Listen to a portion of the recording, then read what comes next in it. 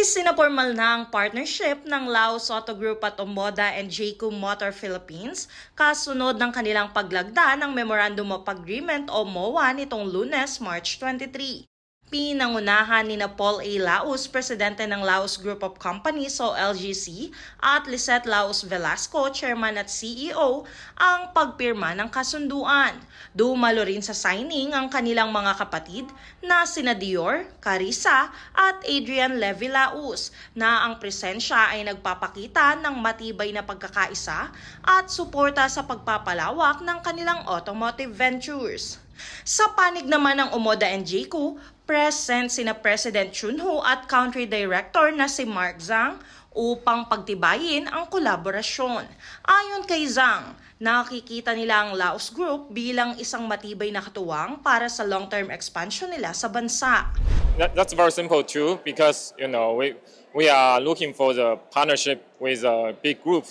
So all the partnership and all the cooperation with the Laos Group is based on the both benefit with each other, and we're looking for the long-term partnership. So I think for this kind of area, we are looking for the future with the Laos Group, which can handle more and more dealers for Omoda Jaecoo, and we are looking for that Laos Group can be our first sales leader group in the Philippine market. Kumpiyansa rin daw sila sa kakayahan ng Laos Group pagdating sa sales at after-sales services. Actually, I never doubt about the ability and capability of the Laos Group, especially for the sales and after-sales part.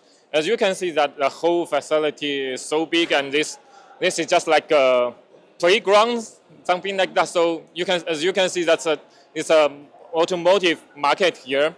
Para naman kay Lisette Laus Velasco, chairman at CEO ng LGC, consumers daw ang higit na makikinabang sa partnership dahil magkakaroon sila ng mas malawak na pagpipilian ng sasakyan sa merkado.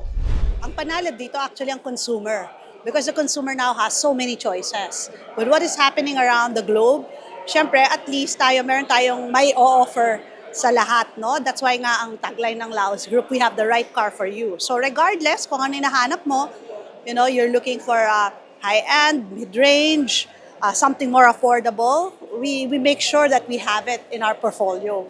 So yung pagpasok ng Omoda Jaecoo sa Laos Group is definitely a game changer because it brings in a line that is value for money, and we're quite excited, and they are energy efficient. Dagdag pa niya, hindi lamang sa pagbebenta nagtatapos ang kanilang responsibilidad, kundi pati sa pangmatagalang serbisyo sa mga kliyente. And we will continue to serve the market whatever they choose, diba? And at the same time, we're not just here to actually promote the products, but rather make sure that we cover the service and the maintenance of these vehicles. Kasi ang responsibilidad namin hindi naman natatapos sa pag-deliver ng sasakyan, no? Nag-uumpisa pa lang actually ang relationship ng Laos Group sa mga customers. Matapos ang pirmahan, highlight din ng event ang pasilip sa Omoda J5 at J7 na nakatakdang i-launch officially sa darating na Abril.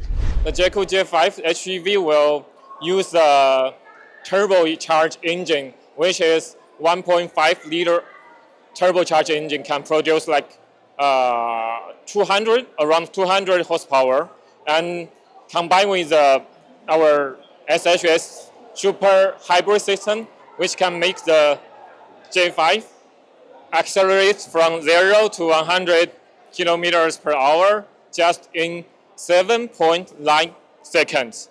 So which is the best performance compared to this kind of the price and competitive with their competitors. Kaugnay niyan, hinihikayat ng Laos Group ang publiko na personal na makita at subukan ang kanilang mga sasakyan sa Clark. I invite the public to visit us here in Clark, Omoda Jaecoo. If you've not seen the products, I encourage you to see them here. The vehicles are nice, they are value for money, and lalo na sa panahon ngayon na kailangan natin ng mobility that can bring us to more places without actually hurting the wallet, then they should come and visit Omoda Jaecoo here in Clark. Rainiela Tugay, CLTV 36 News.